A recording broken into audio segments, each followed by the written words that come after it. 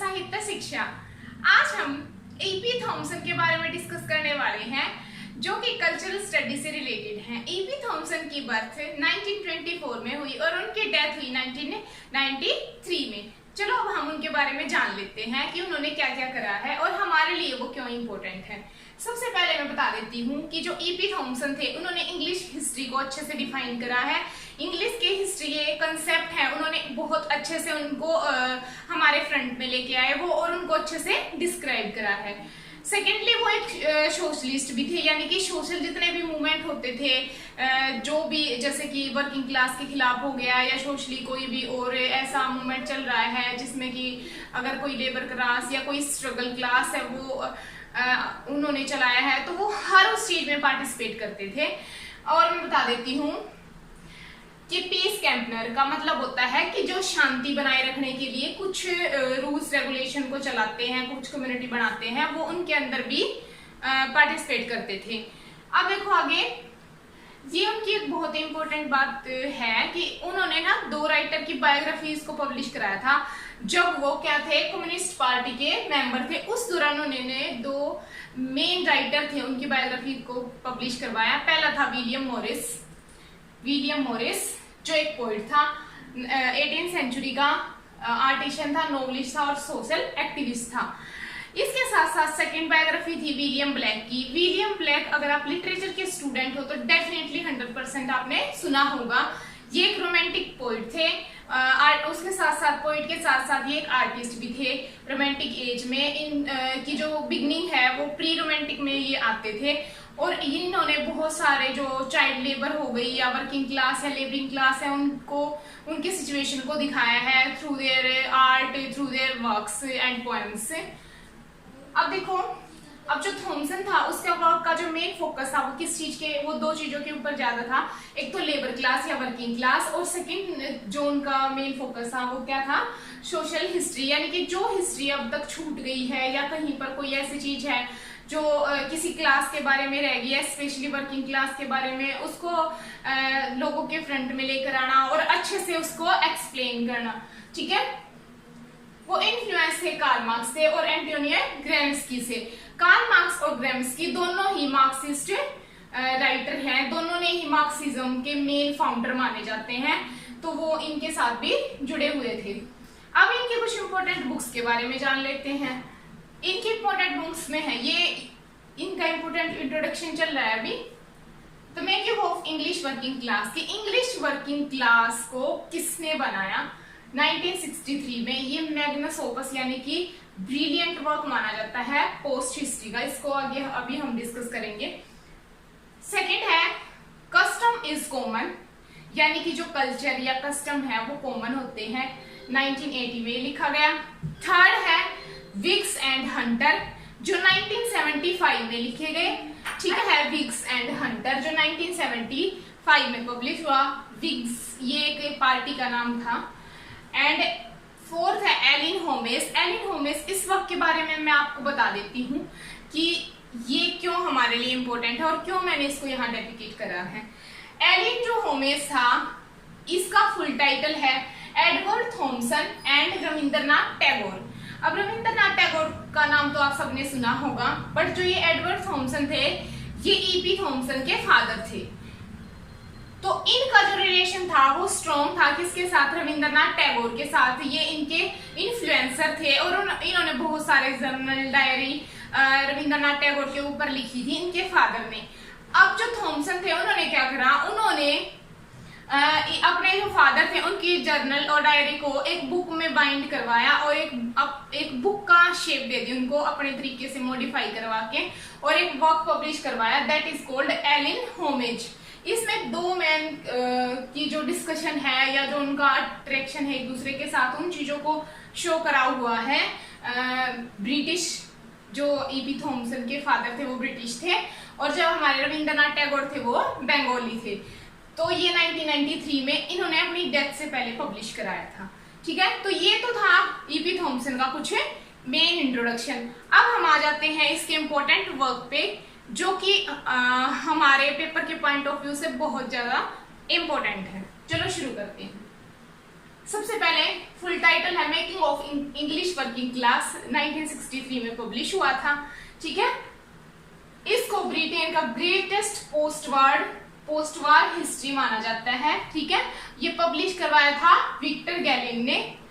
और ये पब्लिशर मैंने इसलिए लिखा है क्योंकि आजकल ज्यादातर जो नेट में जो पेपर हो रहे हैं उनमें पब्लिशर के बारे में, जो इम्पोर्टेंट वर्क होते हैं उनके पब्लिशर के बारे में पूछ लेते हैं कई जो पेपर हो रहे हैं आजकल उनमें, तो इसलिए मैंने इसको डेडिकेट करा है। मेन सब्जेक्ट जैसा कि मैंने पहले भी बताया कि इसका फुल्ली कंसंट्रेशन किस पे था, वर्किंग क्लास पे था, तो इसने वर्किंग क्लास को मेनली इसमें डेडिकेट किया, जैसा कि आपको टाइटल से ही पता चल गया होगा। अब आगे देखो,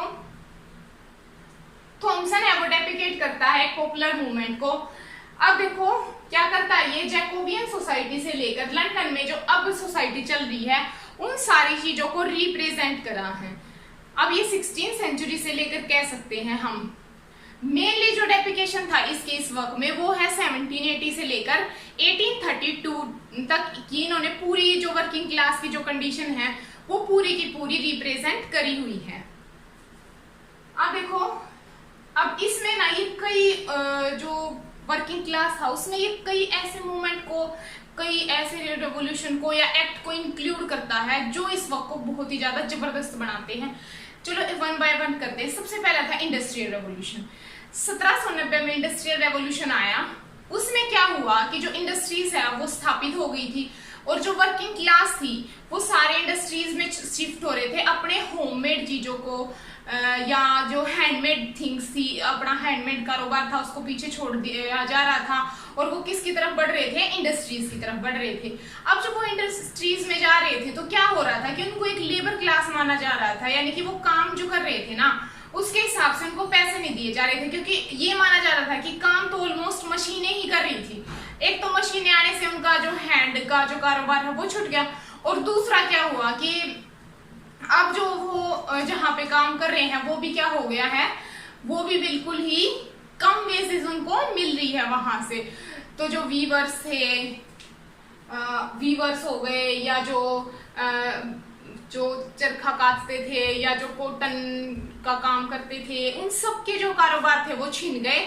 और मेनली किन चीजों को दिखाया गया कि जो इंडस्ट्रीज में भी उनको प्रॉफिट नहीं हो रहा है, ये इंडस्ट्रियल के प्रभाव थे। और जो इलियट क्लास है, इलियट मीन्स जो रिच क्लास है जिन्होंने इंडस्ट्रीज को स्थापित करा है या जो उनके मैनेजर हैं, वो तो बहुत ही बड़े लेवल पे उनका बेनिफिट या प्रॉफिट ले रहे हैं, बट जो लेबर है उनको उसका 10% भी नहीं दिया जा रहा। इस चीज को दिखाया है।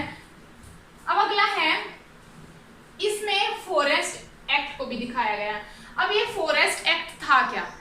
फॉरेस्ट एक्ट था जब जो फॉरेस्ट होते हैं उनको लेकर लॉ बनाया गया कि ओनली जो किंग है या फिर जो इलियट क्लास है वही फॉरेस्ट के अंदर एंट्री कर सकते हैं, उनके अलावा जो कोई भी फॉरेस्ट के अंदर नहीं जाएगा। तो इससे क्या हुआ, इससे जो लोकल हंटर थे जिनका हंटिंग करके गुजारा चलता था, या फार्मर थे, या हम कह सकते हैं कोटेजर थे, या फिर कह सकते हैं कि जो लकड़ियां वगैरह काट के लेके आते थे जंगलों से, वो सब कुछ बैन कर दिया गया, या मतलब जो पशुओं को चरा के लाते थे वो सब कुछ बैन हो गया। तो ये एक बहुत ही बड़ा इफेक्ट पड़ा। आपको पता है कि जब कुछ भी अलग होता है सोसाइटी में तो उसका सबसे बड़ा प्रभाव या तो मिडिल क्लास पे पड़ता है या बिल्कुल वर्किंग क्लास पे पड़ता है। ठीक है, तो ऐसा ही कुछ उस टाइम पे हुआ। तो इंडस्ट्रियल रेवोल्यूशन में इलियट क्लास फायदा उठा रही थी, यहाँ पर भी इलियट क्लास, तो वर्किंग क्लास का तो कोई एग्जिस्टेंस ही नहीं है। तो देखो कैसे बनाए, फिर मेकिंग बने कैसे वर्किंग क्लास। आगे देखो, थॉमसन ये चाहता था कि जो मार्क्सिज्म है ना वो सेटलिज्म से दूर हट जाए। वैसे तो मैं सेटलिज्म के बारे में थोड़ा बता देती हूँ कि सेटलिज्म था वो भी मार्क्सिज्म के मतलब साइड था, बट जो सेटलिस्ट थे उनका पॉइंट ऑफ व्यू था कि रिच जो पॉपुलर है ना उसका साथ दिया जाए, बट जो मार्क्सिज्म थे वो क्या कह रहे थे कि वर्किंग क्लास पे ही फोकस करा जाए ओनली। ठीक है, अब एक और एक्ट था इसमें, ब्लैक एक्ट। अब ये ब्लैक एक्ट क्या था कि मान लिया ऐसे सत्ता आई हुई है जहां पे जो इलियट क्लास है उनके अलावा किसी की नहीं सुनी जा रही, तो आपने कुछ आवाज उठा दी। ठीक है, जैसे आपने सुना होगा कि जो अंग्रेज थे उन्होंने भी बहुत सारे, जब महात्मा गांधी थे उन्होंने रेवोल्यूशन चलाए थे या एक्ट चलाए थे, तो सबको पकड़ के जेल में डाल दिया गया था, ठीक है, बिना किसी गुनाह के ही उनको कोई ना कोई उन पे जो क्राइम है वो लगा के और उनको सबको पनिश कर दिया गया था। ये ब्लैक एक्ट भी सेम वैसे ही था कि इसमें जो लोकल जो पीपल थे, अगर वो किसी भी चीज पे आवाज उठा रहे थे तो उनको क्या कर दिया जा रहा था, उनको कोई लीगल क्राइम डाल के और उनको जेल में बंद कर दिया जा रहा था। तो आगे देखो, recreate the whole life experience of people. उन्होंने दोबारा से, जो थॉमसन है उसने दोबारा से रिक्रिएट करा है उन लोगों के एक्सपीरियंस को जो सफर कर रहे हैं loss of status of freedom, जिनको मतलब कि फ्री होने के बाद भी फ्रीडम नहीं है और वो क्रिएट करना चाहते हैं अपना खुद का कल्चर, ठीक है, वो एक ऐसा कल्चर करना चाहते हैं लागू जो कि जिनमें कि उनकी खुद की भी आइडेंटिटी हो कोई ना कोई, ठीक है। पॉलिटिकल कॉन्शियसनेस ऑफ ग्रेट विटलिटी, यानी कि जो पॉलिटिक्स है वो उनके पॉइंट ऑफ व्यू से भी सोचे, जो पावर है वो उनके पॉइंट ऑफ व्यू से भी सोचे। अब जब वो फैक्ट्री में काम कर रहे हैं, इंडस्ट्रीज में काम कर रहे हैं, तो उनको क्या आउटपुट आ रहा, ना तो उनकी कोई आइडेंटिटी है, ना ही उनको वेजेस अच्छे से मिल रही है। तो वर्किंग क्लास खुद ही अपना स्टेटस मेंटेन करने में लगी हुई है, उनका कोई भी साथ नहीं दे रहा है। He co-founded a new journal, The New Left Review। अब देखो, जब मैंने सेकेंड लेक्चर कल्चरल स्टडी के ऊपर डाला जो स्टुअर्ट हॉल के ऊपर था, उसमें मैंने बताया था कि स्टुअर्ट हॉल ने न्यू लेफ्ट रिव्यू फाउंड करा था 1950 में। उसके बाद इन्होंने इसी जर्नल को दोबारा से रिक्रिएट करा और इसमें अपनी थिंकिंग को और कुछ इम्पोर्टेंट जो इसके आर्टिकल वगैरह थे उनको पब्लिश करवाया जो वर्किंग क्लास से रिलेटेड थे, ठीक है। अब वो सोच रहे थे, जो थॉमसन थे वो सोचते थे कि man's life and labour are not diverse from man thinking, कि जो इडियट पीपल ये सोच रहे हैं ना कि जो वर्किंग क्लास है वो तो और ही कहीं से आ जाते हैं, ऐसा एक्चुअल में है ही नहीं। क्या कह रहे हैं कि आदमी की जिंदगी और लेबर की जिंदगी वो दोनों अलग अलग नहीं है, सभी की एक ही जिंदगी, सब सांस लेते हैं, सबकी दो ही आंखें होती हैं, सब सेम ही तो है, ह्यूमन बीइंग तो डिफरेंट नहीं है।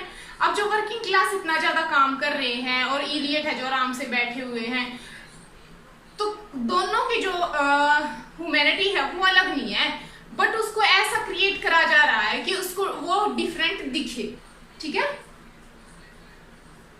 अब देखो, इंडस्ट्रियल रेवोल्यूशन, ये तो मैंने बता दिया कि फील्ड लेबर वगैरह थे वो अलग हो गए थे।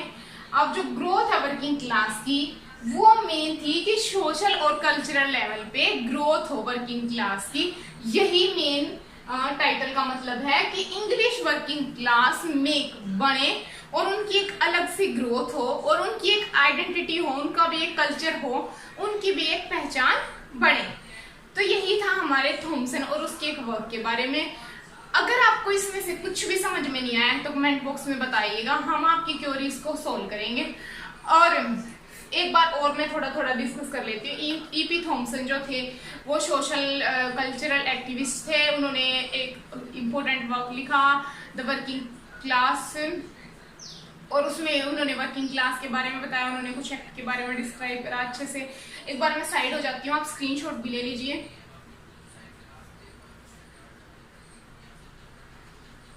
आई होप कि आपने स्क्रीनशॉट ले लिया होगा।